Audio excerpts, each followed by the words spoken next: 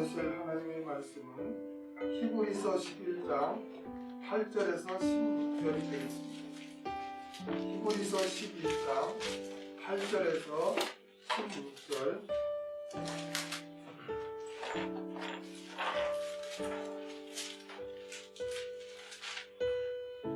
믿음으로 아브라함은 부르심을 받았을 때 순종하여 장래 기업으로 받을 땅에 나아갈새 갈 바를 알지 못하고 나아갔습니다.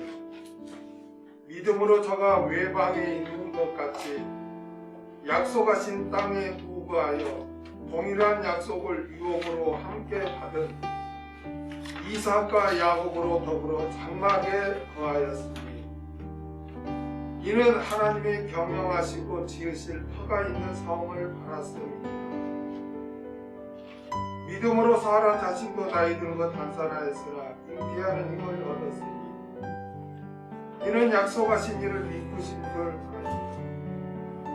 이러므로 죽은 자 방불한 한 사람으로 말미암아 하늘의 허다한 별과 또 해변의 우수한 모래와 같이 많이 생육하였느니라. 이 사람들은 다 믿음을 따라 죽었으며 약속을 받지 못하였으되 그것들을 멀리 서서 보고 환영하며 또 땅에서는 외국인과 나그네로라 증거하였습니다. 이같이 말하는 자들은 본향 찾는 것을 나타내니라. 저희가 나온 바 본향을 생각하였다면 돌아갈 기회가 있었으려니와 저희가 이제는 더 나은 본향을 사모하니 곧 하늘에 있는 것이라. 그러므로 하나님이 저희 하나님이라 일컬음 받으심을 부끄러워 아니하시고 저희를 위하여 한 성을 예비하셨다. 본향을 사모합시다. 본향을 사모합시다. 라는 제목으로 같이 말씀을 나누고자 합니다.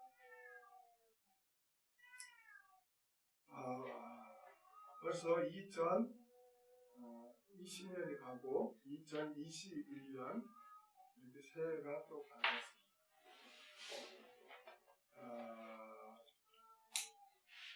참 작년 한 해는 코로나로 인해서 전 세계가 참 고통을 당하고 그렇게 참 힘든 한 해가 되었습니다. 교회도 마찬가지입니다.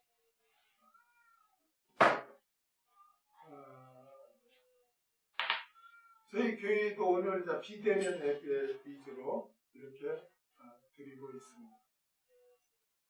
근데 이 비대면 예배가 또 2주 더 연장을 해가지고 다음 주, 그 다음 주까지 또 비대면 예배로 이렇게 또 드려야 되게 되었습니다. 이렇게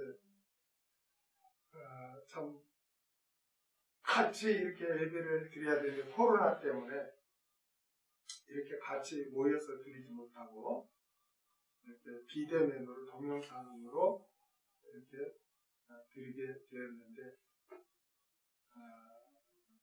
지금 동영상으로 예배를 드린 그곳에도 동일한 하나님의 은혜가 있기를 바랍니다.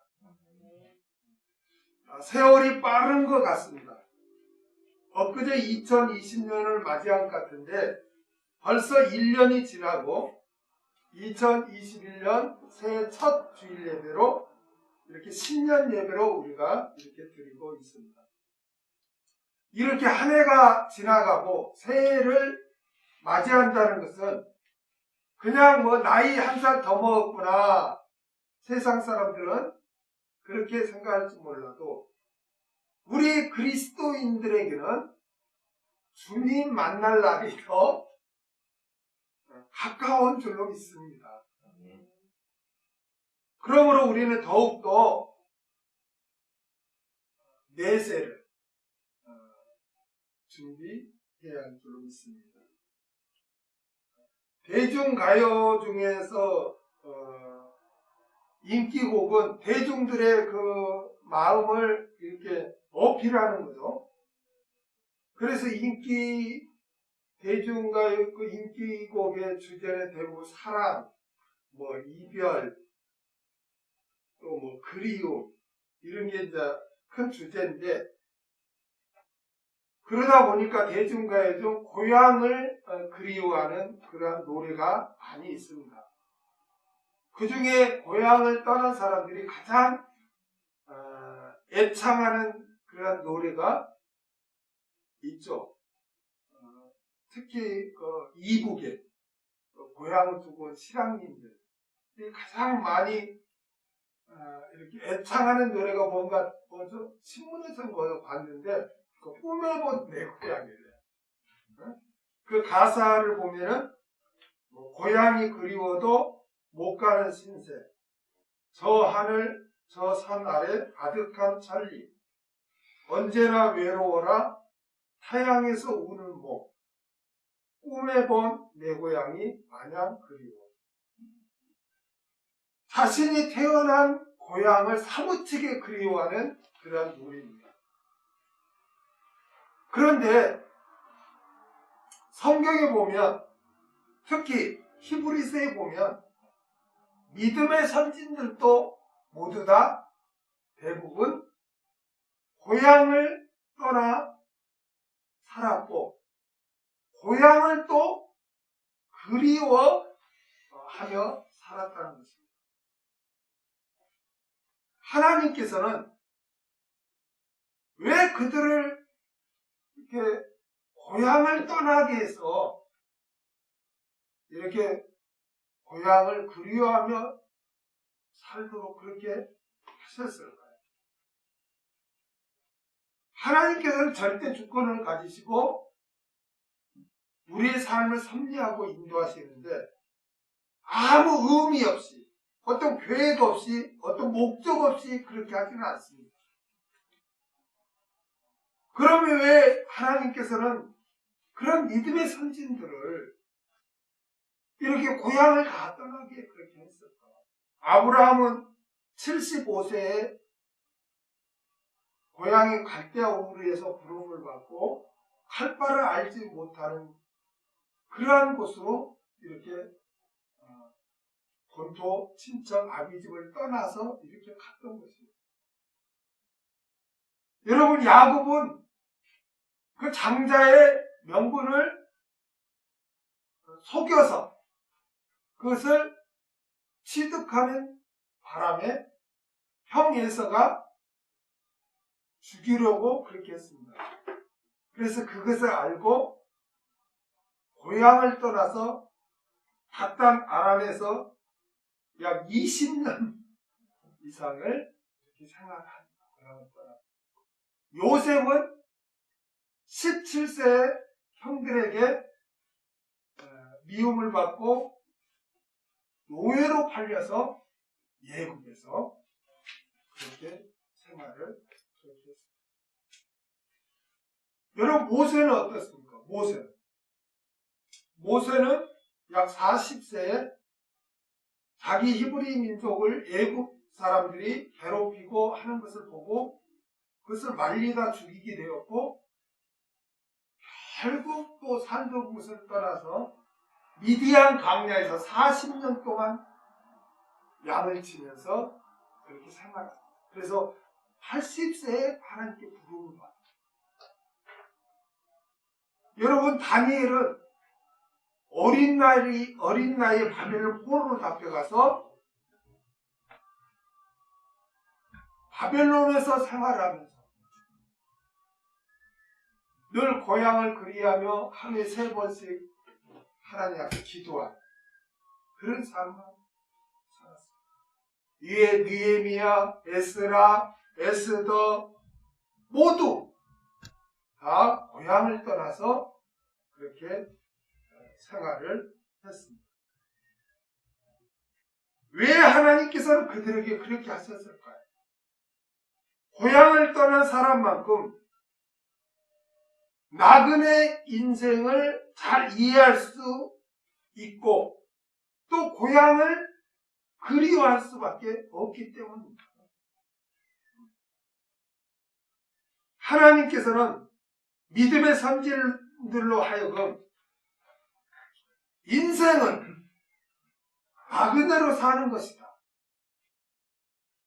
그리고 본향을 그리워해야 한다는 것을 가르쳐주기 위해서 다 고향을 떠나게 그렇게 했던 것입니다.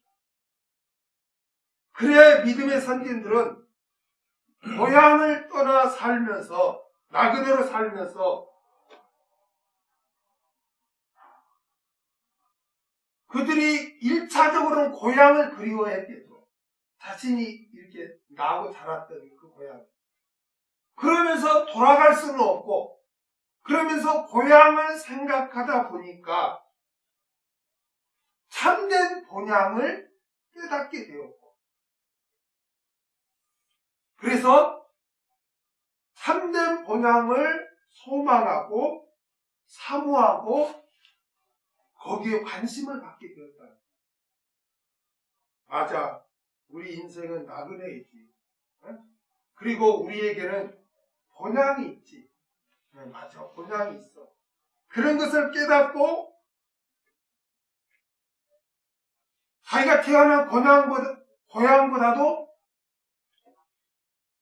그 실체인 본향을 그리워하며 살았다.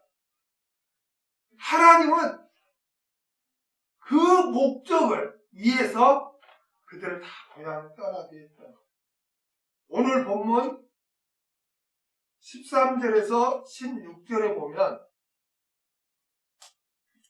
이 사람들은 다 믿음을 따라 죽었으며 약속을 받지 못하였을 때 그것들을 멀리서 보고 환영하며 또 땅에서는 외국인과 나그네로라 증가했으니 이같이 말하는 자들은 본향 찾는 것을 나타냅니다. 저희가 나온 바 본향을 생각하였다면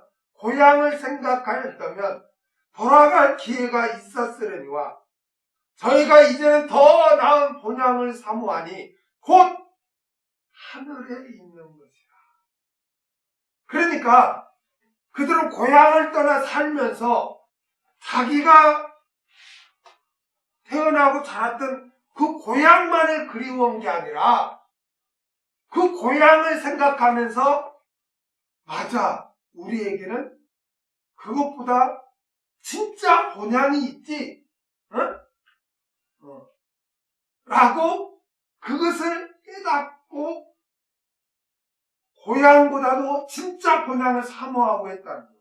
그래서 그들은 육신적으로는 그냥 고향에 갈 수 있지만 그 가고자 한 게 아니라 더 나은 본향을 사모했다는 거예요. 그러니까 하나님은 그들에게 나그네라는 것을 깨닫게 하고 고향은 하나의 모형이고 진짜 본향을 깨닫고 사모하고 그리워하도록 하기 위해서 그렇게 절대 주권을 가지시고 그들을 고향을 다 떠나게 했다는 거예요. 하나님의 목적은 뭐예요? 어디를 사모하게? 천국. 본향을 사모하는 게 하나님의 목적이었던 거예요. 그들이 자기들의 나은 바 본향을 생각하였다면 돌아갈 기회가 있었겠지만 그들은 하나님의 섭리를 깨닫고 자기들에게 더 나은 본향이 있음을 깨닫고 더 나은 본향을 바라보며 나그네의 삶을 살았다.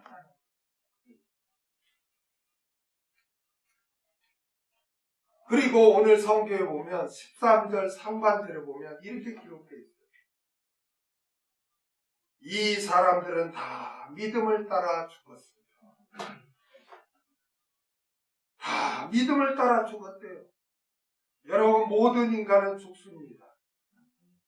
하나님께서 우리에게 허락된 인생의 날들이 정해져 있어요.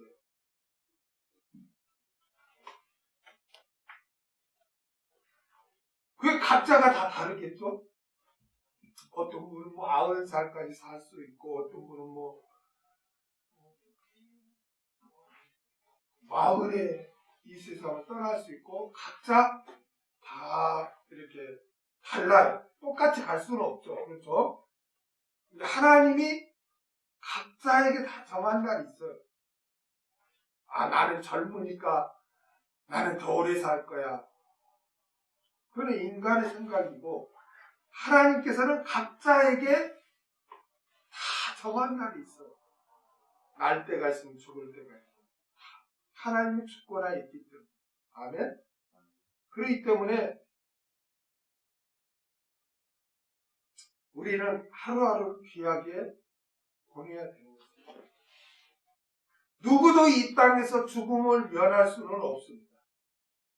중요한 것은 뭐냐? 중요한 것은 그 죽음을 통과하게 되었을 때, 응? 그 죽음을 통과하게 되었을 때 돌아갈 본향이 있느냐 없느냐. 어? 성경은 분명 이 시간 밖에 오는 세대가 있음을 우리에게 가르쳐주고 있다. 오늘 본문 16절 하반절에 또 이렇게 기록되어 있습니다. 저희를 위하여 한 성을 예비하셨느니라. 여기에서 한 성은 새 예루살렘 성으로서 넓게는 하나님께서 계시는 영원한 천국을 가리키는 거예요.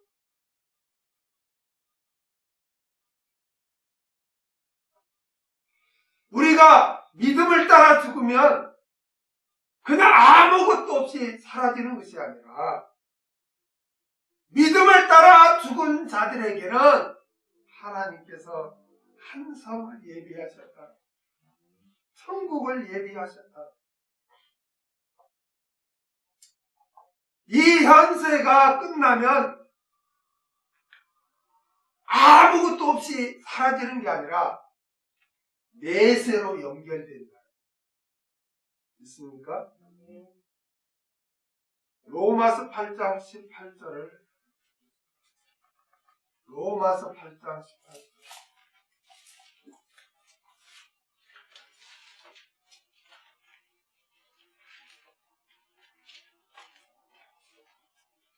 생각한데 현재의 고난은 장차 우리에게 나타날 영광과 좋게 비교할 수 없도다. 현재의 고난, 장차 우리에게 나타날 영광과 좋게 비교할 수 없다. 현재가 있으면 장차가 있어요. 아멘? 현세가 있으면 장차가 있어요. 내세가 있어요. 현세가 예를 들어서 모든 게 끝나는 게 아니에요. 내세가 있다는 내세.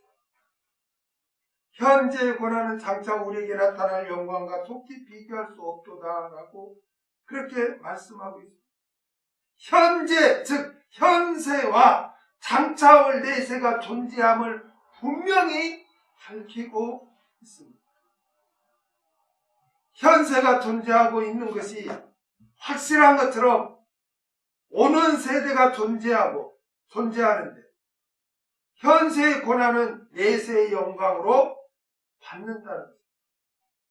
그러므로 현세와 내세는 분리되지 않고 이어져 있으면서 현세의 결과는 내세에 받게 되는 줄로 믿습니다. 아멘. 디모데후서 4장 6절에서 8절을 봅니다. 디모데후서 4장 6절에서 8절.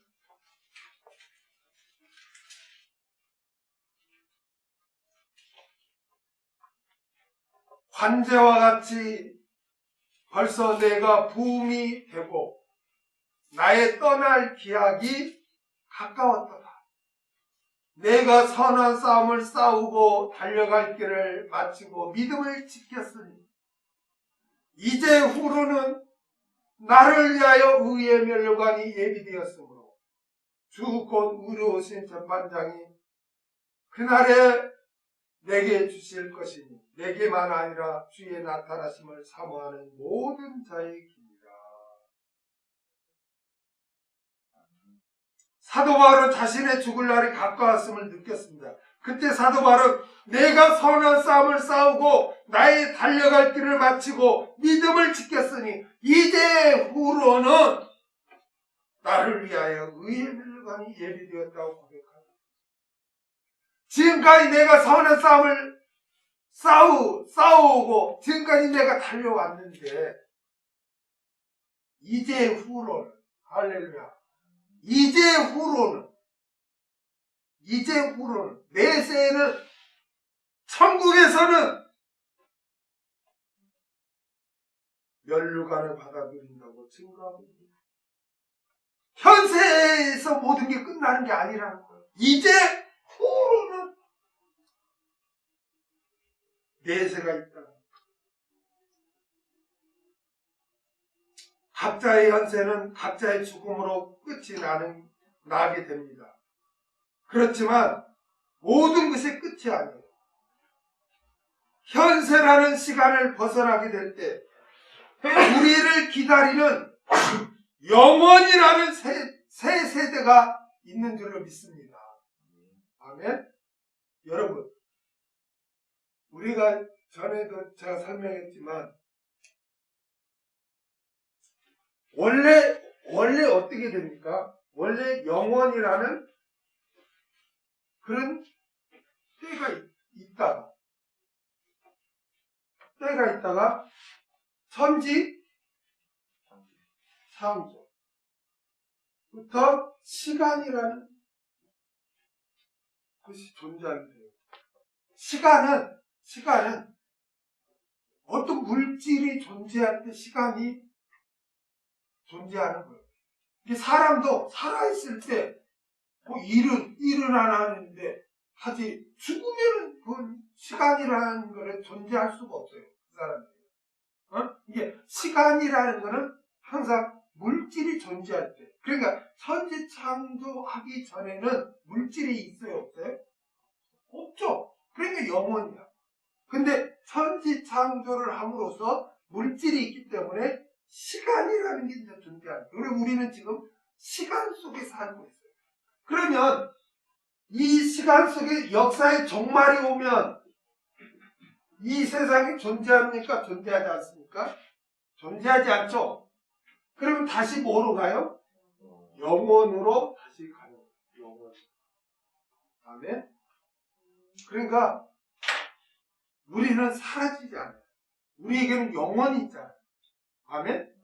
그러니까 사라지지 않아요.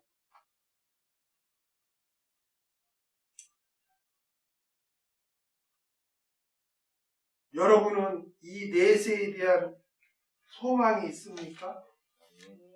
본향을 향한 소망이 있습니까? 우리에게 그 본향을 향한 소망이 분명히 있다면 우리는 흔들림 없이 이 나그네 삶을 살아갈 수가 있어요. 아멘. 영원한 본향인 천국에서 하나님과 함께 영광스럽게 영원히 살게 될 것을 굳게 믿고 소망한다면 이 세상에 목을 매지 않고 이 세상에 연연하지 않고 나그네로 우리가 살아갈 수 있는 줄 믿습니다.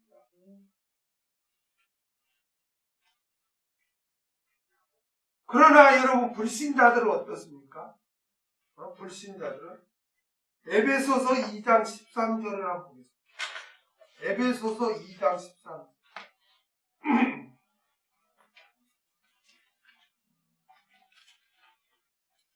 그때 너희는 그리스도 밖에 있었고 이스라엘 나라 밖의 사람이라. 약속의 언약들에 대하여 외인이요 세상에서 소망이 없고 하나님도 없는 자이더니. 불신자들은 소망이 없어요. 이 소망이 이 세상 소망일까요? 천국에 대한 소망이죠. 그들에게는 천국이 예비되어 있지 않는 거예요. 이 세상이 전부예요. 그래서 그들을 어떻게 해서든지 이 세상에서 부귀 영화를 누리려고 하고 될 수 있으면 이 세상에서 오래 살려고 발버둥 치는 거예요. 왜? 내세에 대한 소망이 없기 때문에. 그러나 성도는 어떻습니까? 성도는 우리에게는 내세에 대한 소망이 있는 줄로 믿습니다. 본향이 있는 줄로 믿습니다. 그렇기 때문에 우리 그리스도인들은 이 세상에 연연하여 모든 생각과 모든 목적이 이 세상 것에 가 있다면 그 사람은 본향을 소망하고 있다고 볼 수가 없어요. 본향을 소망하는 사람의 특징이 뭡니까? 본향을 소망한다면 나타나는 현상이 뭡니까? 나그네 삶을 산다. 그래서 오늘 믿음의 사람도 나그네로 살았다. 나그네가 뭐예요? 나그네는 그냥 정처 없이 지나가는 사람이 나그네예요. 그렇죠? 자기 집에 도착하기 전까지, 어떤 목적지에 가기 전까지는 그냥 지나가는 자지, 지나가다가 거기서 뭐 대골 같은 집을 짓고 영원히 사는 자가 아니에요. 나그네는 그냥 지나가는 거예요. 그러니까 진정으로 본향을 사모하고 그리워하고 있는 성도는 여기서 천년 만년 살 것 같이 움켜쥐고 이 세상 것에 목을 메고 살지 않고 훌훌 털어버리고 나그네로서 이 세상 없으면 없는 대로 있으면 있는 대로 나그네로서의 삶을 살아간다.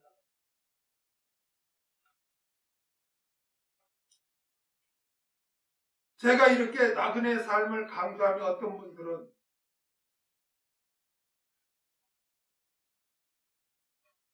허무주의를 주장하지 않는다. 이렇게 생각합니다.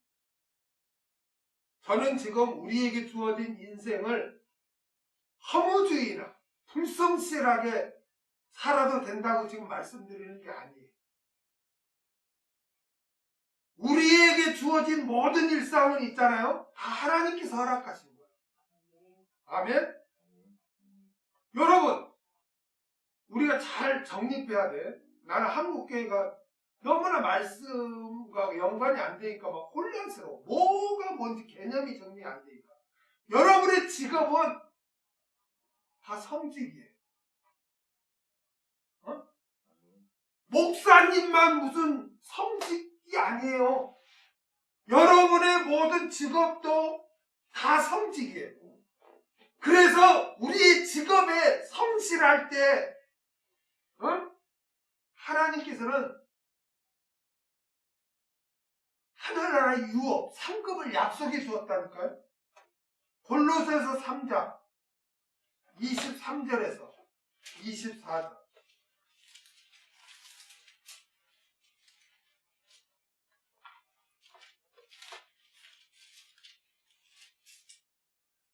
무슨 일을 하든지 마음을 다하여 죽게 하듯 하고 사람에게 하듯 하지 말라.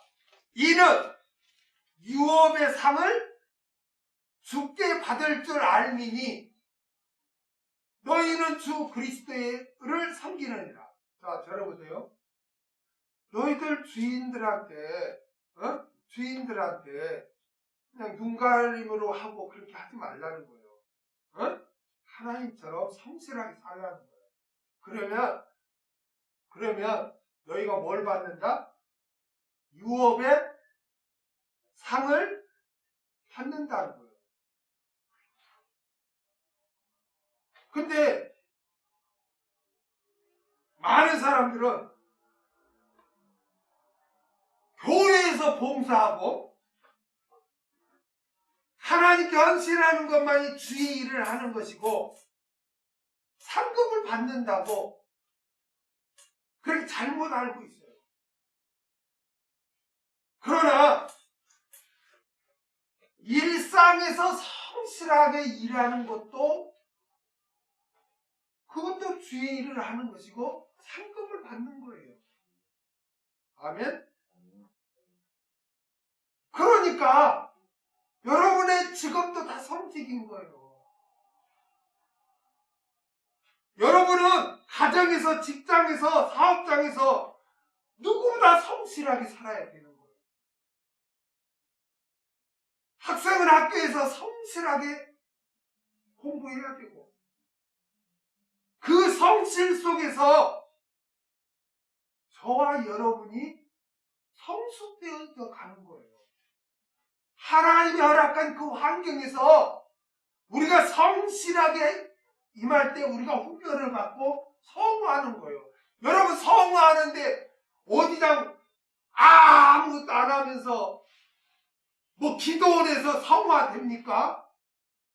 삶의 현장에서 어려움을 당하고 남이 나에게 상처를 주고 아픔을 주어도 그것을 인내하고 용서하고 그 삶의 현장에서 우리가 성숙되고 성화하는 거지. 무슨 아무것도 안 하고 어디장 산속에 들어가서 이렇게 말씀 본다고 성화되는 게 아니에요. 삶의 현장에서 성화되는 거예요. 그렇기 때문에 우리 삶의 현장은 우리의 훈련소예요. 믿습니까? 훈련소라고. 그래서 우리는 가정에서, 직장에서, 학교에서 어디든지 그리스도인으로서 성실하게 해야 돼요. 아멘? 그래서 그리스도인을 빛과 소금의 삶을 살고 훈련받고 깨어지고 하나님 의지하고 그렇게 함으로써 성화되는 거예요. 그렇게 성실하니까 하나님께서 유업을 주는 거죠. 근데 교회에서 일하고 봉사하는 것만 주의 일이고 직장에서 사업도 일하는 거는 주의 일이 아니야. 그러니까 상급을 받으려면 교회에서만 봉사하고 헌신해야 돼. 이거는 상급과 관련 없어. 이렇게 잘못 우리 한국교회가 가르쳐. 그래서 신자들은 교회 안에만 바글바글한데 밖에 나가면 그리스도인을 찾아보기 힘들어. 불신자와 똑같이 사니까. 그래서 예배도 모여서 드리는 예배가 있고 삶의 예배가 있잖아요. 삶의 예배는 뭐예요? 구제하고 참 감사하면서 살고 섬기고 사랑하면서 살고 이런 게 삶의 예배잖아요. 그렇기 때문에 우리는 매일매일 삶에서 최선을 다해요. 매일매일 삶. 게으르고 하나님은 싫어하는 게 있어요. 성경 읽다고 거짓말하는 거 싫어요. 근데 게으른 것도 싫어요. 개미한테 가서 배우라 그랬잖아요. 성실해야 돼. 성실해야 돼. 그 성실 속에서 저와 여러분의 거룩이 성숙되어져 가는 것입니다. 그러나 그 자체가 가정이나 직장이나 사업장이나 학교나 그 자체가 목적이 되어서는 안 된다는 거예요. 이 세상, 즉 여러분의 가정이나 직장이나 학교는 여러분을 훈련하는 훈련장이지. 응? 그래서 최선을 다해야 한다는 것이지 그 자체가 목적이 되어서는 안 된다는 거예요.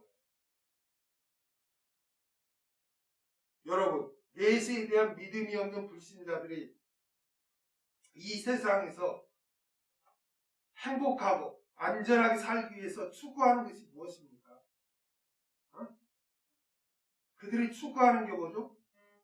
재물이에요. 재물. 그렇죠? 재물이에요. 시편 52편 7절을 한번 보겠습니다. 시편 52편 7절.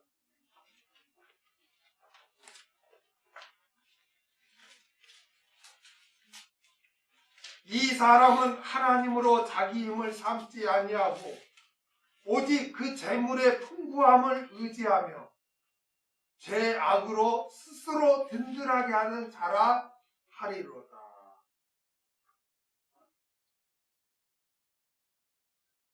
세상 불신자들은 이 세상 행복과 안전을 위해서 추구하는 것이 재물이라는 거예요. 그러나 성도는 재물을 통해 행복과 풍요로움과 안전함을 누리는 자들이 아니라 하나님을 통해서 참된 행복과 참된 평안을 누리는 자들인 줄 믿습니다. 그런데 예수님을 믿는다고 하는 사람들이 여전히 돈에 벌벌 떨고 돈을 추구하고 있다면 세상 사람들이 어떻게 생각하겠습니까? 저들도 자기들이 믿는 하나님보다 돈을 더 의지하는구나. 그렇다면 돈보다 못한 예수를 무엇 때문에 믿어야 하는가 하지 않겠습니까? 우리는 세상 사람들에게 돈이 주는 안전함보다 신앙이 주는 안전함이 더 크며 돈이 주는 만족감보다 신앙이 주는 만족감이 더 크다는 것을 보여줘야 할 줄 믿습니다. 오늘날 교회마저 세상의 힘을 추구하느라 본향을 잃어버리고 방황하는 것은 참으로 안타까운 일입니다. 우리가 잊지 말아야 할 것은 그리스도인이 이 세상 것을 목적 삼고 추구하면 주님을 잃어버리게 되고 가장 안타까운 것은 말씀의 은혜를 받지 못한 사람. 이 세상 거에 목적을 걸고 이 세상 것만을 추구하다 보면 말씀의 은혜를 받지 못해요. 그게 너무나 안타까워요. 말씀의 은혜를 받지 못해요. 마태복음 13장 22절. 마태복음 13장 22절.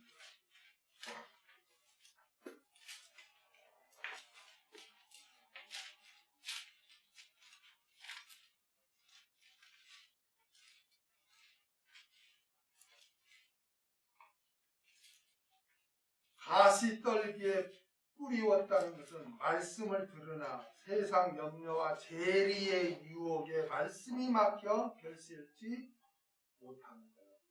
예수님께서 4가지 밭의 비유를 들어서 그렇게 말씀을 증거하면서 그 4가지 밭에 대해서 설명하기를 가시떨기 밭이 있는데 그들이 왜 은혜를 받지 못하는가? 그것은 재리의 유혹에 말씀이 막혀 결실지 못한다. 재리의 유혹, 재물의 유혹을 받기 때문에 말씀의 은혜 가운데 거하지 못한다. 여러분, 누가복음 12장에 보면은 예수님께서 자기를 따르는 그런 사람들에게 수많은 사람들에게 말씀을 증거합니다. 그때 예수님 증거 너희는 세상을 두려워하지 말라. 하나님을 두려워하라는 거예요. 세상 두려워하지 말고 하나님을 두려워하라는 그런 내용이에요. 이렇게 계속 말씀을 증거하는데요. 뜬금없이 한 청년이 이렇게 말을 해요. 예수님이 지금 너희는 세상을 두려워하지 말고 하나님을 두려워하라고 지금 말씀을 증거하는 도중에 청년이 뜬금없이 예수님께 뭐라고 해요? 주여, 형이 유산을 혼자 다 착복했습니다. 그리고 자기를 주지 않습니다. 그러니까 주여, 형에게 명하여서 그 유산을 돌려주게 그렇게 하옵소서. 그렇게 말을 해요. 즉 예수님은 너희는 세상을 두려워하지 말고 하나님을 두려워하라고 말씀하고 있는데 그 뜬금없이 청년이 그렇게 해요. 누가복음 12장 13절에서 14절을 한번 보겠습니다. 누가복음 12장 13절에서 14절.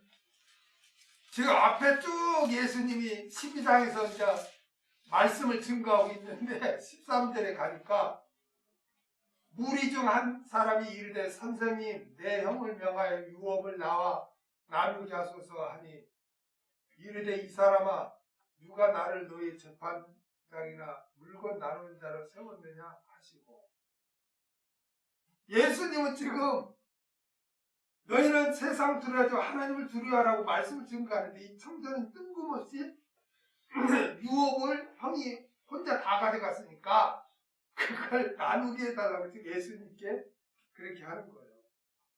그러니까 예수님이 야 내가 그걸 하러 왔냐? 지금 그 말이에요. 여러분 여기서 가르쳐주고자 하는 게 뭡니까? 성경이 우리에게 가르쳐주고자 하는데 지금 예수님이 말씀을 증거하고 있는데 이 유산에 몰두하고 있는 청년에게는 주님의 말씀에 전혀 귀를 기울이지 않고 있었다는 것을 보여주는 거예요. 예수님은 지금 너희는 세상을 두려워하지 마 하나님을 두려워하라고 계속 말씀을 증거하는데 이 부자 청년은 그 말씀이 안 온 거야. 자기 마음에. 오직 자기 마음에 뭐예요? 형이 재산을 착복한 유산에만 마음에 가 있어요. 그러니까 주님의 말씀이 마음에 와닿아요? 와닿지 않아요? 와닿지 않아. 청년의 머릿속에는 오로지 형이 착복한 유산밖에 없어요. 그때 그의 귀에는 주님의 말씀이 들리지 않는 거예요. 얼마나 여러분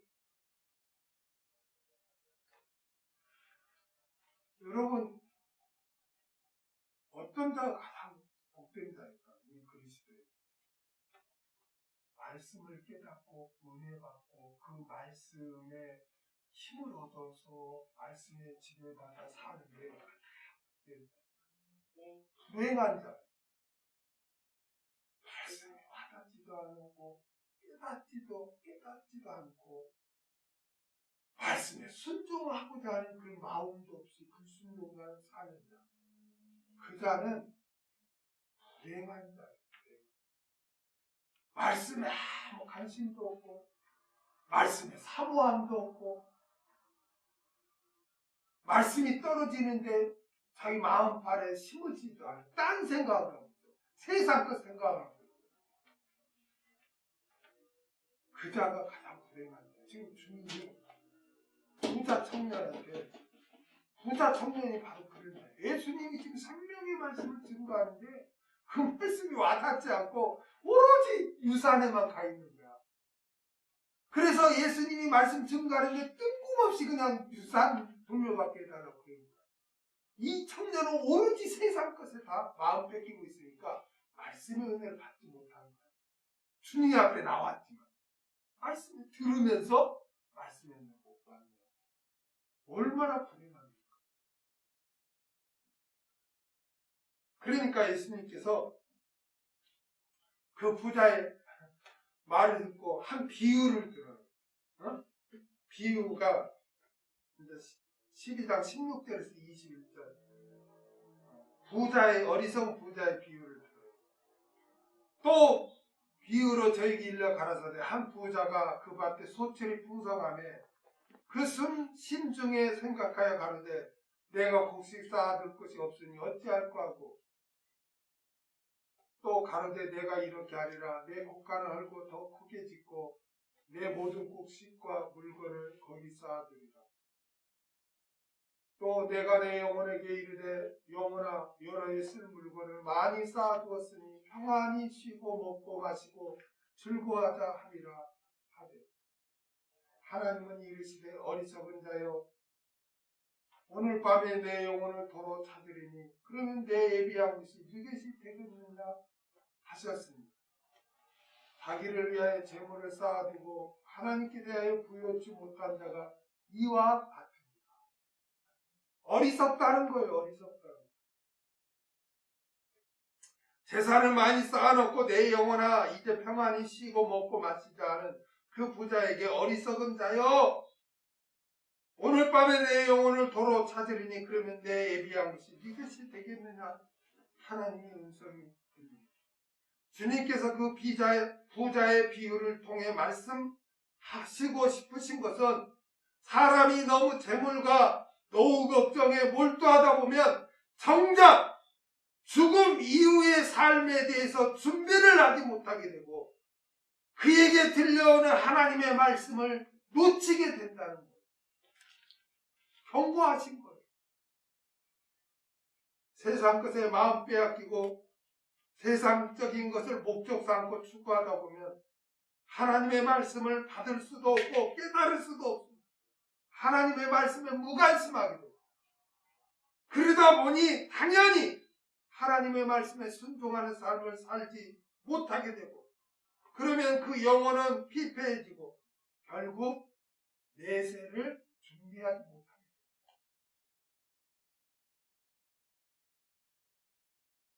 그러니 세상에 마음 뺏기는 것, 재물을 탐하는 것은 우리 영혼을 죽이는 것. 이걸 우리가 잘 알아야 돼요. 우리는 나그네라니까요. 나그네. 나그네. 성경에서는 세상과 착한 자를 간음한 자라고 했고 세상 것을 탐하는 자를 우상숭배자라고 했고 우리는 있잖아요. 끊임없는 이 전쟁을 해요. 이 세상 것, 명예, 권세, 재물, 얼마나 파워가 있는지 몰라요.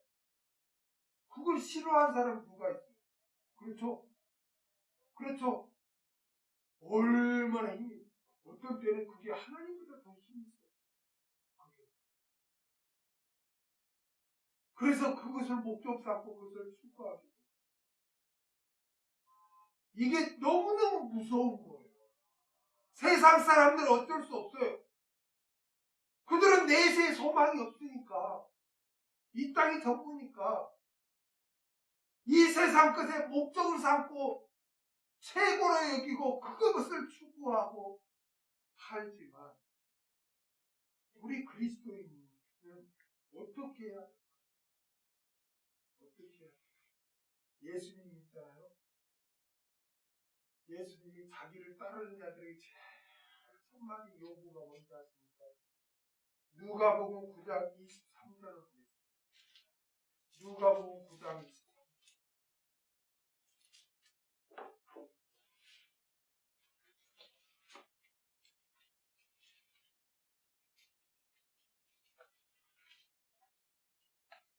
또 우리에게 이르시되 아무든지 나를 따라오려거든 자기를 부인하고 날마다 제 십자가를 지고 나를 쫓을 것입니다.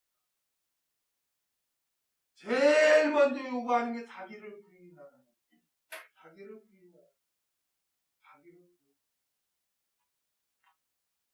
자기를 부인하는 거예요. 자기 십자가를 지고 그래야 주님을 따를 수 있다는 거예요. 믿음을 지킬 수 있다는 거예요. 나그네의 삶을 살 수 있다는 거예요. 나와 관계된 모든 것 여기에 목적을 두고 살면 주님을 따를 수 없다. 이게 여러분 제가 저번에도 말씀드렸듯이 재물을 뭐라고 그랬어요? 맘모스라고 했어요. 맘모스. 재물 신이에요.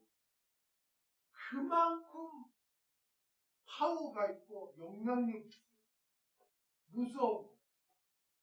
그러니까 우리가 거기에 목적을 두지 않고 추구하지 않으면 자기를 부인하는 삶이 살아요.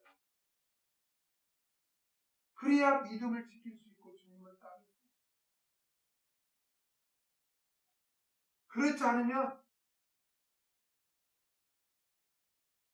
배도하게 되고 주님을 떠나게 되고 부인하게 되고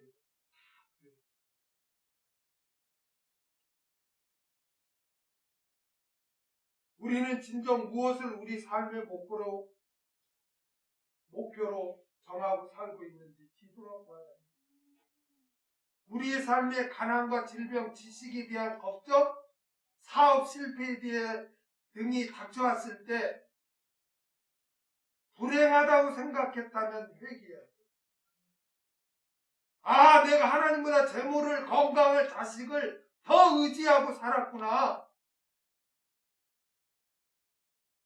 그렇기 때문에 그게 사라지거나 그게 안 됐을 때 절망하고 좌절하는 거. 그게 전부였기 때문에.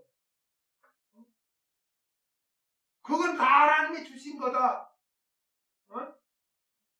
그거 없어도 나는 하나님이 있다. 나는 본향이 있다. 그랬다면 조금 마음은 아프지만 좌절하거나 흔들리지 않아요. 믿음을 지킬 수가 있어요.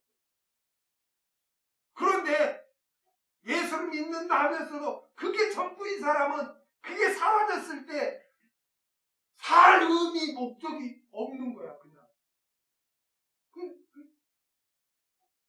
좌절해보고, 자살해보고, 절망해보고, 주님을 떠나기도.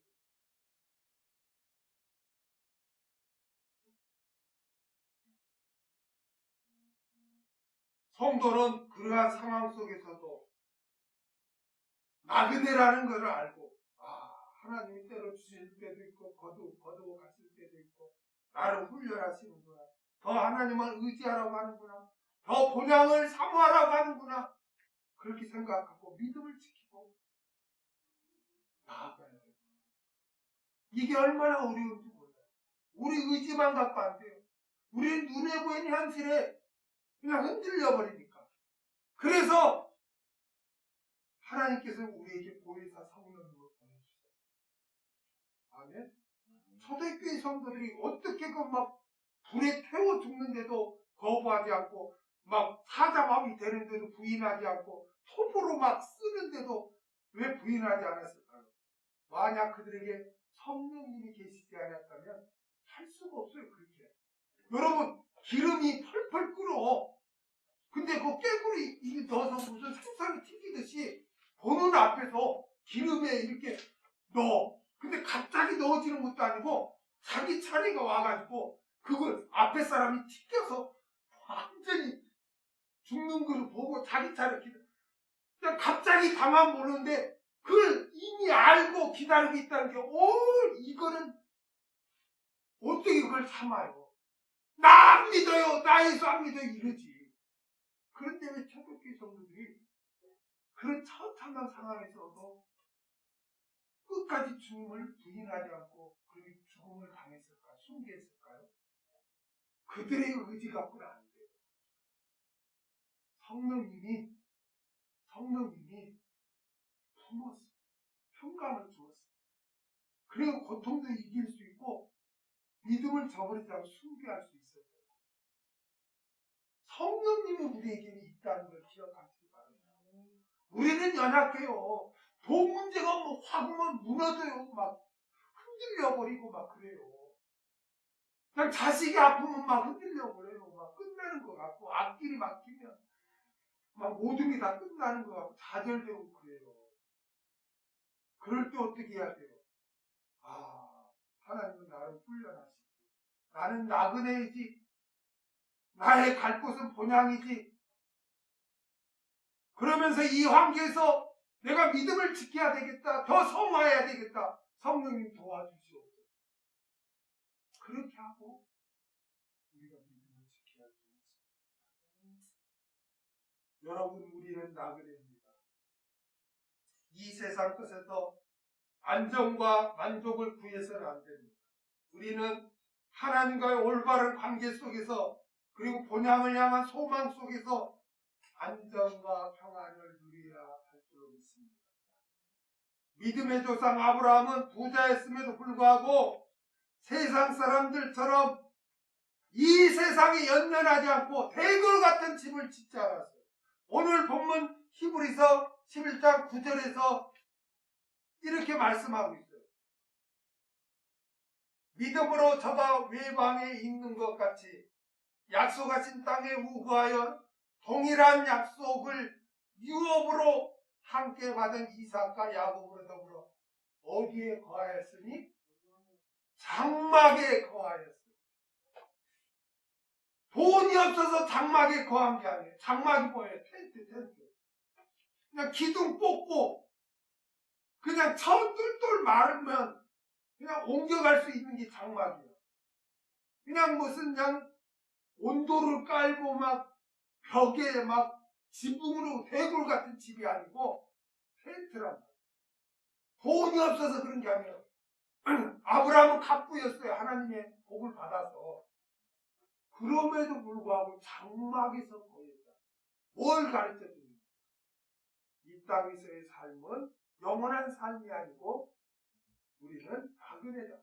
하나님이 오라 하면 기둥 뽑아서 텐트 뚫뚫 말아서 떠나야 하는 나그네다. 그것을 자신은 나그네라는 것을 늘 인식했기 때문에 장막에서 거하고 살았다는 거예요. 고난을 사모합니다. 이 세상에서 영원히 살지 않고 잠시 거하다 이 세상을 떠나 영원한 본향, 영원한 천국에 갈 것을 믿고 소망이 있기 때문입니다. 우리는 새해를 또 맞이했습니다. 올 한 해 이 세상 것에 목을 메고 이 세상 것을 목적 삼고 이 세상 것이 전부이냐? 거기에 인생을 걸고 살다가 하나님의 은혜의 말씀도 받지 못하고 말씀도 살지도 못하는 그런 한 해가 아니라 믿음의 조상 아브라함처럼 이 세상에서는 나그네라는 것을 명심하고 하나님의 절대 주권하에 섭리하시는 그 환경 가운데 훈련을 잘 받고 성화하면서 고난을 사모하며 살아가야 할 줄로 믿습니다. 그래서 더욱더 올 한 해 하나님과 관계를 올바로 맺고 하나님의 말씀의 은혜를 받으면서 이 세상이 또 몸이 아프거나 사업이 또 안 되거나 사람들에게 상처받고도 낙심하거나 철망하거나 흔들리지 말고 나는 나그네야. 다 이것도 훈련이야. 나의 성화를 위해서 이런 어려움도 당하는 거야. 나의 본향은 천국이지. 나에게는 천국이 예비되어 있다. 이 소망을 가지고 올 한 해도 자기를 부인하고 나그네로서의 삶을 사시길 주의